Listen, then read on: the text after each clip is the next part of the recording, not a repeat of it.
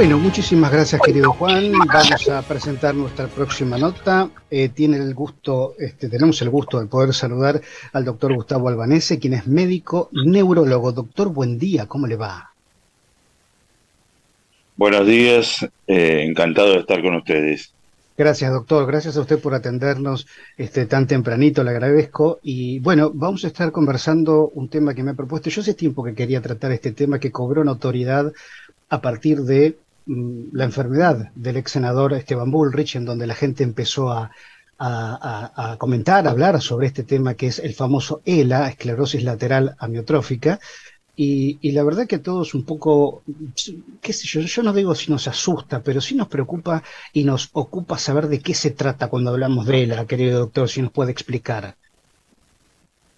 Bueno, esta enfermedad, la esclerosis lateral amiotrófica, es una enfermedad que está descrita desde hace bastante tiempo. Eh, Tiene una proporción en la cantidad de enfermos por habitantes que es bastante estable. Lo que pasa es que al aumentar la cantidad de población, aumenta la cantidad de pacientes. Ujú. Y han mejorado últimamente el conocimiento y los métodos de diagnóstico de esta enfermedad, por eso se ve un poco más frecuente o parece como que fuera más frecuente, pero hay que tener en cuenta que el porcentaje es el mismo. Esta enfermedad es una enfermedad que es invalidante en Ujú. forma progresiva. Es una enfermedad que tiene trastornos motores, el paciente empieza a ver cómo tiene menos movilidad fina y empieza a tener trastornos en la marcha. Hay una alteración en la forma de la voz, en la forma de hablar, y después puede haber alteraciones en cuanto a la alimentación. Ajá. Eh, sí. Esta enfermedad lleva a que, bueno, equipos multidisciplinarios se pongan a trabajar en esto, que es lo que estamos haciendo actualmente, donde nosotros tenemos un equipo que trabaja sobre esta enfermedad específicamente en el Hospital Argerich, en el servicio de neurología, en donde se trabaja en conjunto con fonoaudiólogos, con gastroenterólogos, con nutricionistas, obviamente neurólogos que somos nosotros, y la gente de neumonología porque también afecta los músculos de la respiración. Esto Ujú. también lo hacemos en el Instituto Neuroman, donde yo estoy a cargo de eso. Y bueno, se diagnostica básicamente por la clínica del paciente Sí. y un, y un estudio que es en una electromiografía en alguna zona o alguna región especial del cuerpo. Ahora, doctor, ¿se sabe las causas? Porque yo tuve un familiar que falleció hace varios años, con esclerosis múltiple, ¿sí? Entonces conozco ese costado. ¿Estamos hablando de otra patología totalmente distinta cuando hablamos de ELA? Sí, la esclerosis múltiple es una enfermedad totalmente diferente, muchas veces se confunde porque las Ujú. dos se llaman esclerosis.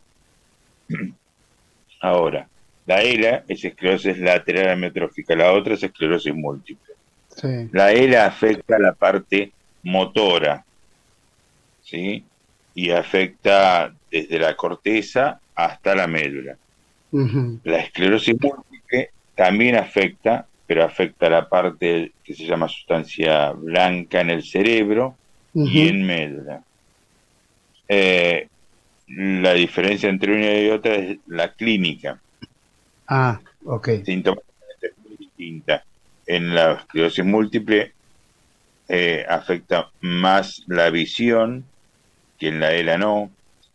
En la ELA afecta mucho más la parte motora, el paciente va debilitando y va viendo la atrofia de sus propios músculos, Bueno, no afecta nunca.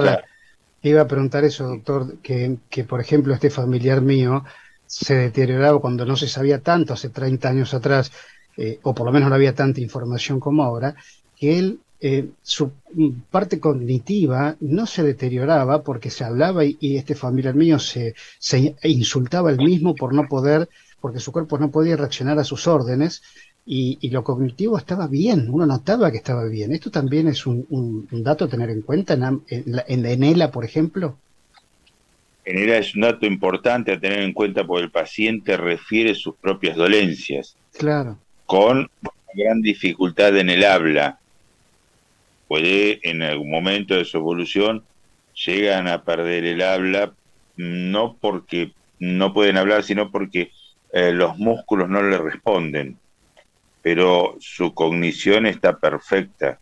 Estos pacientes, entienden y razonan, su cerebro funciona perfecto, lo que pasa es que su cuerpo no les responde.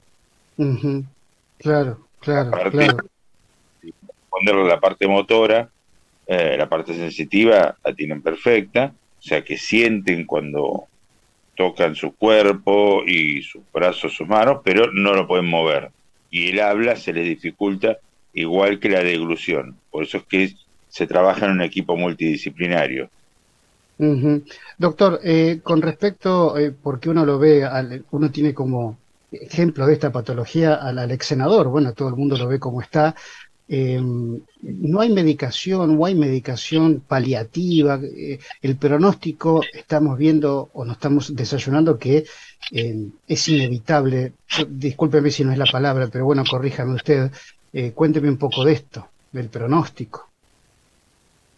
Básicamente hay medicación, son dos medicaciones que, que se utilizan, una que se utiliza siempre, que es el Riluzol, y esta medicación se le da desde inicio, y otra que se llama Endarabone, que es una medicación que es más nueva. El Riluzol es oral y la otra es por vía parenteral, es venosa, en donde en estas medicaciones son paliativas, retrasan la evolución de la enfermedad y mejoran la calidad de vida. Eh, en cuanto al pronóstico es variable y a veces uno se resiste un poco a dar un pronóstico porque los pacientes que ya la padecen o que están en vías de diagnóstico se sienten mal cuando escuchan la palabra pronóstico. Ujú. Eh, yo creo que muchas veces uno al paciente le tiene que contar lo que el paciente quiere saber solamente, y a Sí. veces ese pronóstico no es lo que él quiere saber.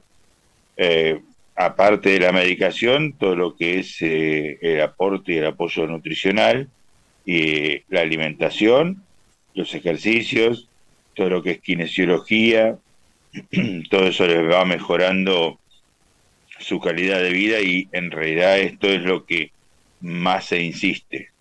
En Claro. general estos pacientes son controlados mensualmente para ver su evolución y poder disipar o paliar algunas de las dudas que tengan, tanto ellos como los familiares. En general son Ujú. entrevistas conjuntas Difíciles, difíciles y también, o ¿eh? separadas, muy difíciles.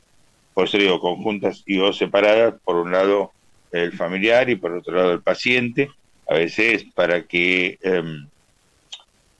ayudar un poco al familiar a sobrellevar el cuidado de estos pacientes, Ujú. porque Sí, uno tiene la fatiga del cuidador. claro, claro, totalmente. Doctor, ¿la evolución de qué depende? Porque la verdad que nos sorprendió a todos ver a esta figura pública retirarse a directamente, es impresionante cómo avanzó la enfermedad en esta persona en particular, ¿no? Pero ¿siempre es así o depende de cada persona? La evolución en general es esa. Lo Ah, que pasa es que rápida. sí, es rápida. Hay algunas variantes con respecto a esto. Nosotros tenemos una variante que se llama vulvar, que es más alta en cuanto a la presentación, con una evolución más rápida, y una variante que es la más tradicional, que es un poco más lenta. Igual hay algunas otras como subespecies en donde tenemos Stephen Hawking, que tiene lo mismo y Ujú. tiene una evolución muy, muy larga, o no es la misma enfermedad que tiene el senador, pero es de la misma familia de enfermedades. Ujú. Bien, bien. Doctor, en cuanto a lo que tiene que ver, bueno, la medicación ya hablamos, ¿y se saben las causas de esta enfermedad? No, esta causa todavía no está determinada en concreto. Se están haciendo muchas investigaciones con respecto a esto porque es una enfermedad, ya le digo, muy invalidante y estas causas, si nosotros las tuviéramos, podríamos atacarlas directamente. Por eso es que se Ujú. está haciendo mucha investigación sobre esto. Pero hay como a veces una predisposición, no es hereditaria, Ah, en la bueno. gran mayoría de los casos no es hereditaria, eh, pero no se sabe a ciencia cierta cuál es la forma de producción o la forma de la enfermedad de elegir un paciente u otro. Ujú. Bien, bien, perfecto, perfecto. Doctor, algo como para decir, bueno, a ver, señales de alerta. Entiendo que la clínica empieza, la sintomatología empieza muy leve, muy suave. Al principio, lógicamente, calculo yo, digo, pero ¿qué hay que tener en cuenta a la hora de decir, che, acá algo, sobre todo al ámbito que rodea a este paciente, ¿no? Sí, No sé si se entiende lo que... perfecto, perfecto. Yo creo que la sintomatología de comienzo en general es una disminución de los movimientos eh, que puede afectar a una pierna y a un brazo o a los dos. Esta disminución de movimientos es básicamente con los movimientos finos. Un paciente que, por ejemplo, corre todos los días, ahora se le empieza a dificultar correr, pero no por dolor, sino por esto de que no puede mover bien las piernas, aumento de los calambres, si es que lo tuviera, Ujú. estas cosas que muchas veces llevan a entorpecer el diagnóstico y son pacientes que durante el primer año de evolución, la mayoría, ya casi le diría entre el 80 y el 90%, deambulan entre traumatólogos y clínicos Claro. pensando en la falta de algún mineral como el sodio, el potasio, el magnesio, el calcio, medicados con todo eso, no resulta, después van al traumatólogo pensando que es una entorsis, un INSE, un desgarro, tampoco tienen ahí, y ahí perdemos el primer año de evolución en general. Cuando nosotros llevamos a ver el paciente en neurología, ya lleva un año de evolución y esto es un año que perdemos de darle medicación que puede disminuir la sintomatología y retrasar la aparición de síntomas más graves. Claro, el tema de llegar al Eh, diagnóstico temprano es lo complejo, ¿no? Como bien dice usted, son síntomas que vamos yendo a un clínico, que nos derivan, que esto, que el otro, y acá no hay laboratorio que diagnostique rápidamente, ¿no?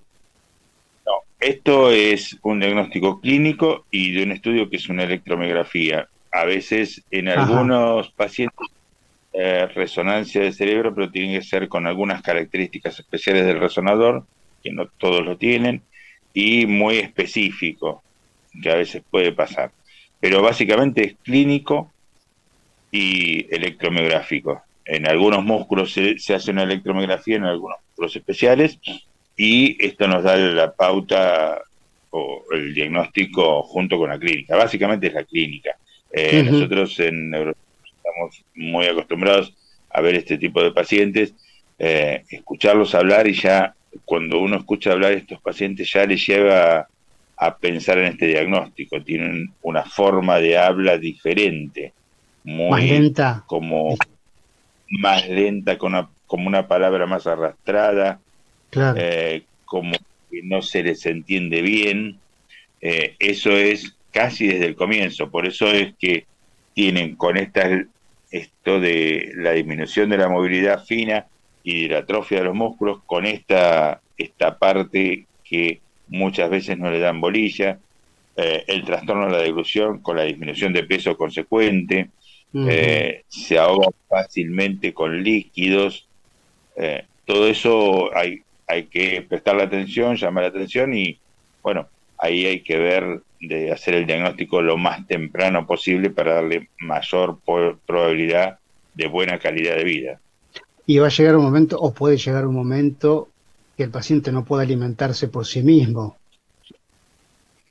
Sí, sí, por eso es que nosotros tenemos, ya le decía antes, un equipo multidisciplinario en donde la parte de nutrición y nosotros determinamos si en algún momento necesita una alimentación enteral con una sonda nasogástrica o un botón gástrico o lo que sea para su alimentación, y al principio lo que se le hace es se le cambian los hábitos de alimentación en donde a lo mejor lo más probable es que con los líquidos les cueste más y tosan y se atoren más con los líquidos, entonces uno le trata de dar cosas un poquito más espesas, eso le mejora la alimentación. Ujú. Qué complejo esto, ¿no? Es muy complejo porque he conocido una persona, vuelvo a la esclerosis múltiple, pero digo, la etiología de 20 y pico de años que de repente tuvieron y tiene, pobrecita, esclerosis múltiple. Aquí también la edad no es condicionante, no es que uno dice, bueno, después de los 65, 70 uno tiene más chance. Es como que es indistinto en este caso, ¿no? Sí, en realidad la esclerosis múltiple, que es la otra enfermedad que no tiene nada que ver con esta, Ujú. aparece más temprano. Ah, La bueno, esclerosis lateral un poquito más tarde, alrededor de los 40, de los igual 40 y 60 años, jóvenes. muy joven, teniendo en cuenta que se ha cambiado el paradigma de en cuanto a, a lo que uno considera adultos mayores. Ujú. Antes se consideraba a los 60, ahora a 75, recién después de esa edad se empieza a considerar adultos mayores. Pero bueno, la edad de comienzo es ahí entre los 40, 50, 60 años. Eh, Eh, Doctor Gustavo Albanese, muchísimas gracias por este contacto. ¿Algo que yo no le haya preguntado que sea importante que usted quiera decir? sí, me parece que, bueno, recalcar que mientras más temprano sea el diagnóstico, como todas las enfermedades, mejor va a ser la sobrevida y la calidad de vida y la evolución.